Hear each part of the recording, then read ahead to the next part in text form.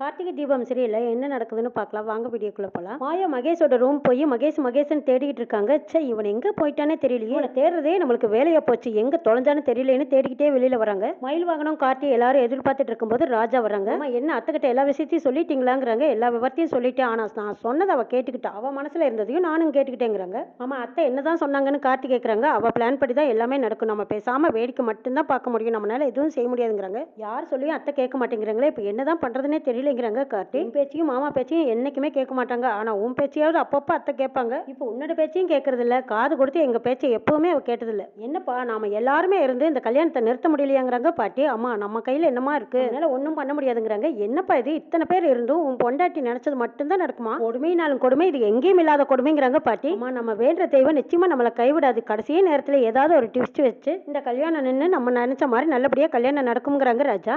அப்பா முருகா, நீ தான் எப்படியோ இந்த கல்யாணத்தை நல்லபடியா நடத்தி தரணும்னு வேண்டிக்கிறாங்க பாட்டி. மாயா அங்க எல்லாத்துக்கிட்டையும் மாப்பிள்ளைய பாத்தீங்களான்னு விசாரிச்சுக்கிட்டு வராங்க. சந்திரா மாயாவை பார்த்துட்டு, என்ன மாயா நீ மட்டும் வர, மகேஷ் எங்கேன்னு கேட்குறாங்க.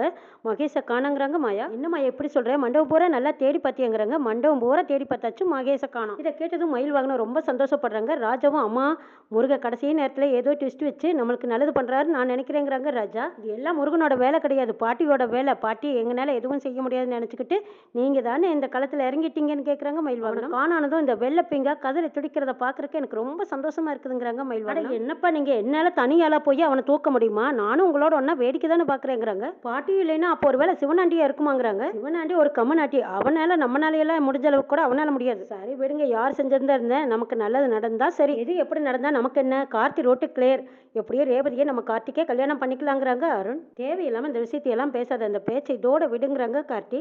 சரி வாங்க, மாப்பிள்ளைய காணா நாங்க சொல்லிட்டு இருக்காங்க, என்னதான் நடக்குதுன்னு போய் பார்க்கலான்னு சொல்லிட்டு ராஜா மயில்வாகனம் பாட்டி 3 பேரும் போய் முன்வரிசையில் உட்கார்றாங்க. மாயா, நல்லா தேடி பார்த்தியான்னு சாமுண்டேஸ்வரி கேட்குறாங்க. எல்லா பக்கம் நல்லா தேடி பார்த்துட்டேன் மேடம், ரூம்ல தான் கொஞ்ச நேரத்துக்கு முன்னாடி இருந்தான், இப்போ காணாங்கிறாங்க. மாயா, நிச்சயதார்த்தும் போது இப்படித்தான் திடீர்னு காணாம போயிட்டாரு, கடைசி நேரத்தில் வந்துருவாரு, அதே மாதிரி இப்பவும் வந்துருவாரான்னு கேட்குறாங்க. ஐயோ மேடம், அப்போ கூட அவனா காணாம போகல, இந்த டிரைவர் தான் காரணம், கட்டையால அடிச்சு மிரட்டி அப்படி மறைச்சு வச்சிருந்தான், அவனெல்லாம் காணாம போறதுக்கு வாய்ப்பே இல்லைங்கிறாங்க. மாயா, அப்போ இப்பவும் அப்படித்தான் காணாம போயிருப்பான்னு நினைக்கிறியான்னு கேட்குறாங்க. சந்திரா, இப்போ எதுக்கு தேவையில்லாம வளவல்னு பேசிட்டு இருக்கீங்க, இப்போ மாப்பிள்ள காணாம போயிட்டாரு, அவரை தேடி கண்டுபிடிக்கிறத விட்டுட்டு பேசிட்டே இருக்கீங்களேன்னு கேட்குறாங்க. ராஜா, நீங்க எல்லாரும் பேசாம கொஞ்ச நேரம் அமைதியா இருக்கீங்களா, எனக்கு ஒருத்த மேல டவுட் இருக்கு. எல்லாம் உன் வேலையா தான் இருக்கணும், இந்த கல்யாணம் நடக்கூடாதுன்னு நினைக்கிறதே நீதான், உனக்கு தான் மகேஷை கடத்திற்கான மோட்டிவ் இருக்கு, முதல்ல எங்கன்னு சொல்லடா அப்படின்னு கேட்குறாங்க சாமுண்டீஸ்வரி. ஜப்பார் சாமுண்டீஸ்வரி, மண்டபத்தை விட்டு நான் எங்கேயுமே போகல, தேவையில்லாம என் மேல பழி போடாதீங்கிறாங்க சிவனாண்டி. ஒன்னும் தெரியாத மாதிரி நடிக்கிறியா, என்கிட்டயேவா உன் நடிப்பு கட்டுற, அலங்கு ஃபங்க்ஷன்லயே உன்னோட யோகிதை என்னன்னு தெரிஞ்சு போச்சு, ஒழுங்கா சொல்லு, மாப்பிள்ளை எங்க மறைச்சு வச்சிருக்க. சாமுண்டீஸ்வரி, ஒரு தடவை தப்பு பண்ணிட்டா திரும்ப திரும்ப நான் தான் தப்பு பண்ணான்னு நீ நினைப்பியா, இப்ப நடக்கிறதுக்கும் இதுக்கு எனக்கு எந்த சம்பந்தமே இல்லைங்கிறாங்க சிவனாண்டி. உண்மையை சொல்ல போறியா இல்ல துப்பாக்கி மணியில நீ உண்மையை சொல்ல வைக்கட்டுமாங்கிறாங்க. அம்மா ஒரு நிமிஷம் இருங்கன்னு சொல்லிட்டு ரேவதி எழுந்திரிச்சு கிட்ட வராங்க. இங்க பாருங்கம்மா, மகேஷை யார் கடத்தினான்னு எனக்கு தெரியுங்கிறாங்க. எது உனக்கு தெரியுமா, யார் கடத்தினான்னு கேட்குறாங்க சாமுண்டீஸ்வரி. இதோ இங்க நிற்கிறாரே டிரைவர் ராஜா தானுங்கிறாங்க. எது ராஜாவா, ரேவதி என்ன பேசிட்டு இருக்கா, குட்டியோட தான் பேசுறியான்னு கேட்குறாங்க மயில் வாகனம். ரேவதி என்ன பேசுற, டிரைவரா கடத்தினாருன்னு கேட்குறாங்க சாமுண்டீஸ்வரி. ஆமாங்கிறாங்க ரேவதி. டிரைவர் தான் மகேஷை கடத்தினாருங்கிறாங்க. எதை வச்சு நீ டிரைவர் தான் மகேஷை கடத்தினாங்கன்னு சொல்றேன்னு கேட்கவும், டிரைவருக்கு என் கல்யாணத்துல விருப்பம் இல்லை, என்ன காரணம்னு தெரியல, மகேஷ் இவருக்கு பிடிக்கல, எப்படியாவது இந்த கல்யாணத்தை நிறுத்தணும்னு நினைக்கிறாரு.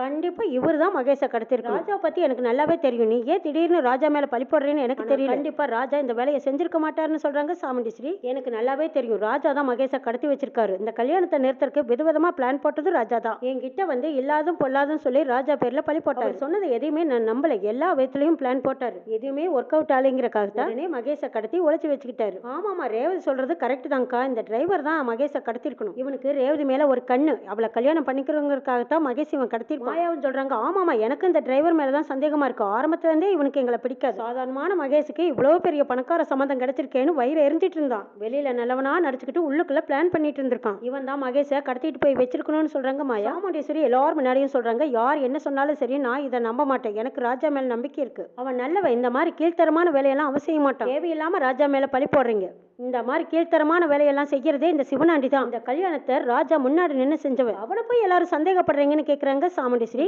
மேடம் அது எல்லாமே நடிப்பு, கல்யாண மேடை வரைக்கும் வந்து மாப்பிள்ளை இல்லைன்னு தெரிஞ்சா இவனே மாப்பிள்ளை ஆகணும்னு பிளான் பண்ணிருக்கான். மேடம் உங்களை நல்லா பிரெயின் வாஷ் பண்ணிருக்கான், அவன் எல்லாத்தையும் முட்டாள நம்ப வச்சிருக்கான், என்னைவெல்லாம் அப்படி யாரும் ஏமாத்த முடியாதுங்கிறாங்க சாமுண்டீஸ்வரி. சரி விடுங்க மேடம், நம்மளே பேசிட்டு இருக்கிறத விட போலீஸை வரவைங்க, அவங்க வந்து 4 தட்டு தட்டுனாங்கன்னா உண்மையெல்லாம் சொல்லிட்டு போறான். ஆமாமா, மாயா சொல்றதும் சரிதான், போலீஸை வரவைங்க, போலீஸ் வந்து 4 தட்டு தட்டுனாங்கன்னா இவன் உண்மையை சொல்லித்தானே ஆகணுங்கிறாங்க ரேவதி.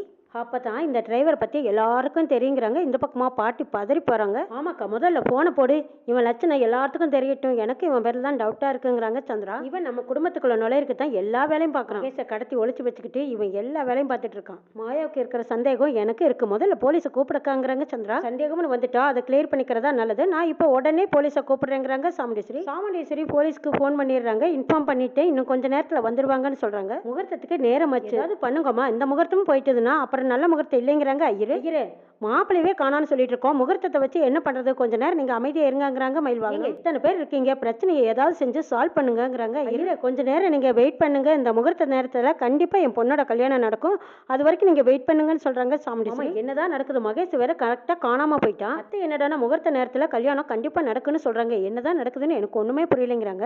நீங்க கொஞ்சம் வெயிட் பண்ணி பாருங்க மாப்பிள்ளைங்கிறாங்க ராஜா. நாங்க எல்லாரும் டென்ஷனா இருக்கோம், நீங்க மட்டும் கூலா இருக்கீங்க, தெரியாம போய் சர்பத் கேது குடிச்சிட்டு வந்துட்டீங்களா, உங்க பொண்ணு வாழ்க்கையில உங்களுக்கு கவலையாவே இல்லையான்னு கேக்குறாங்க மயில்வாங்கணும். மாப்பிள்ள ஒண்ணு மட்டும் நல்லா தெரிஞ்சுக்கோங்க, நான் எல்லா பொறுப்பையும் ஆண்டவங்கிட்ட விட்டுட்டேன், அதனாலதான் நான் இன்னும் கூலா இருக்கேன், போய் சர்பத்தும் குடிச்சிட்டு வந்துட்டேங்கிறாங்க. இதை கேட்டது மயில்வாகனும் அதிர்ச்சி ஆகுறாங்க. என்னமாமா சர்பத்து, ஸ்வீட் சர்பத்து, அதுவும் உங்க அத்தை கொடுத்தாங்கிறாங்க, என்னமாமா சொல்றீங்க, சொல்றது சுத்தமா எனக்கு ஒன்றும் புரியலைங்கிறாங்க மயில்வாகனம். கொஞ்ச நேரம் வெயிட் பண்ணுங்க, எல்லாம் உங்களுக்கு தானா புரியுங்கிறாங்க ராஜா. பார்க்க வரைக்கும் பார்த்துட்டு பாட்டி போய் சாமுண்டீஸ்வரிட்ட கேட்குறாங்க, என்ன சாமுண்டீஸ்வரி, பார்த்து வச்ச அருமையான மாப்பிள்ள ஓடியே ஓடி போயிட்டான், அவன் திரும்பி வருவாங்கிற நம்பிக்கை எனக்கு இல்லை, உனக்கு என் மேல கோவம் இருக்கிறது எனக்கு தெரியும், நான் உன்கிட்ட மன்னிப்பு கேட்டேன், நீ எப்படி மன்னிச்சு விடுவேன்னு கேட்குறாங்க பாட்டி. மன்னிப்பா, நீ மன்னிப்பு கேட்டா நான் மன்னிச்சு விட்டுருவேனா, அப்புறம் என்ன சாமுண்டீஸ்வரி, என் பேரனுக்கு ஒரு ஃபோன் போட்டா போதும், அவன் ஓடி வந்து நிற்பான், எப்பவும் என் பேச்சை தட்டவே மாட்டான் சாமுண்டீஸ்வரி, என் பேத்தி கழுத்துல தாலியை கட்டுன்னு சொன்னா உடனே கட்டிடுவான், உன் பிரச்சனையும் தீர்ந்துடும், அதுக்கப்புறம் நம்ம ரெண்டு குடும்பமும் ஒன்னாயிடு சாமுண்டீஸ்வரிங்கிறாங்க பாட்டி.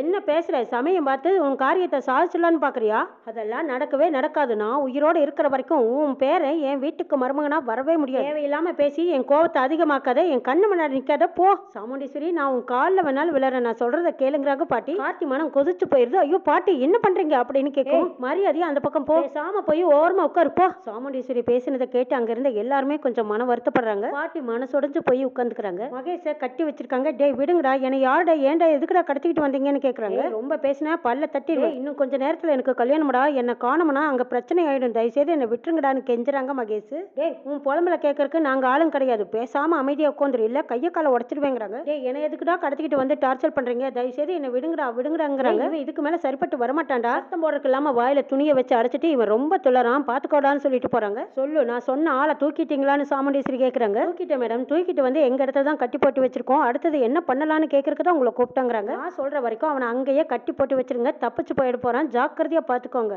மேடம் அவன் எங்களை மீறி எங்கேயும் தப்பிச்சு போக முடியாது, நாங்க பாத்துக்கிறோம், நீங்க ஒன்றும் கவலைப்படாதீங்க. சரி கவனமா பாத்துக்கோங்க, தப்பிச்சு போயிட போறான்னு சொல்லிட்டு சாமுண்டீஸ்வரி போனை கட் பண்ணிட்டு வெளியில வராங்க. மண்டபத்துக்கு போலீஸ் வந்து சாமுண்டீஸ்வரி கிட்ட கொஞ்ச நேரத்துக்கு முன்னாடி போன் பண்ணியிருந்தீங்க மேடம்ங்கிறாங்க. இன்னைக்கு என் பொண்ணுக்கு கல்யாணம், மாப்பிள்ளையை காணோம், நீங்க தான் சார் கண்டுபிடிச்சு கொடுக்கணுங்கிறாங்க. மண்டபத்துல நல்லா தேடி பார்த்தீங்களா, எங்கேயாவது இருக்க போறாருங்கிறாங்க.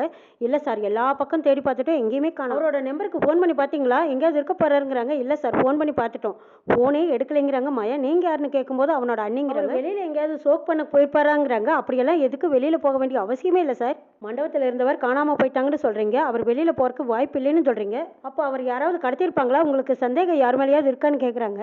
ரேவதி இன்ஸ்பெக்டரை கூப்பிட்டு, ஆமா சார், இவர் பேர்ல எனக்கு சந்தேகம் இருக்கு, இவர் எங்க வீட்டு டிரைவர் தான், இவர் தான் மாப்பிள்ளைய கடத்திருக்கணும், எனக்கு இவர் பேர் தான் சந்தேகமா இருக்குங்கிறாங்க ரேவதி. யாரு, இவர் பேர்லயே உங்களுக்கு சந்தேகம் இருக்கு, இவரா உங்க வீட்டு டிரைவருங்கிறாங்க. ஆமாங்கிறாங்க. இவர் உங்க டிரைவரை கடத்தி வச்சு என்ன பண்ண போறாங்கன்னு கேட்கும்போது, இல்ல இவருக்கு என் மேல ஒரு ஆசை, என்னைய கல்யாணம் பண்ணிக்கணும்னு ஆசை, என் சொத்து மேலேயும் என் பேர்லயும் ஆசைப்பட்டுட்டாருன்னு சொல்றாங்க ரேவதி. இங்க இருந்த எல்லாருமே ரேவதி சொன்னதை கேட்டு அதிர்ச்சி அடைகிறாங்க. என்ன நடக்குது நாளை பார்க்கலாம்.